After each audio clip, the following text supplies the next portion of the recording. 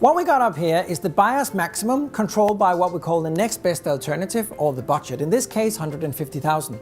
The sales rep limit down here is 120. So of course we have negotiation space in here, which is traditional, 30,000. But that's not the real room.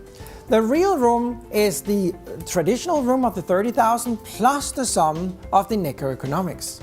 If we're able to work with NegoEconomics, we can expand the size of this one. And if we expand the size with the 42%, not only is the negotiation going to be easier, it's going to be more advanced, where both of the parties will leave this negotiations table with a major advance in the created profit, because there's more to share. Okay? When we are talking about how to create added value, you might want to write down these questions here, because very often what I recommend my clients to open up a negotiation with saying is the following. My dear counterpart, how can I help you reduce your cost, reduce your liability, and increase your profit? My main purpose of sitting here in a negotiation with you today is actually to try and help you reduce your cost, your risk, and increase your profit. You know what? It's very interesting when you're asking that question to a counterpart. It's very few times I've ever heard anybody saying, no, I don't want you to do that.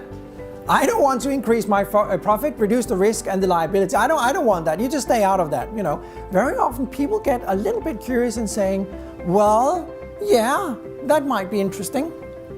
If trust is there, this will work in a great way.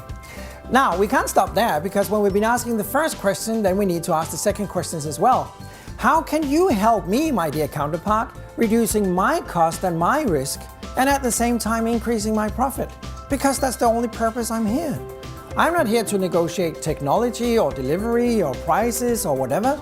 I'm here to reduce my cost, my risk, my liability, and increase my profit. But I'm not going to do it at your expense, because we're going to do the same thing with you. And the third one naturally is, just getting back to the plasterboard example, how can you and I actually work together to reduce the cost and the risk, and at the same time increasing the profit for both of us?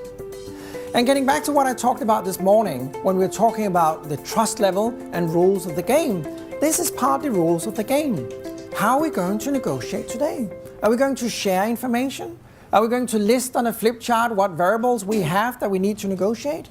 Can we agree on how to split the potential NegoEconomics? All of that is part of rules of the game. Now, what is really required in order to do this? One of these things is trust. None of this will work if you don't have trust.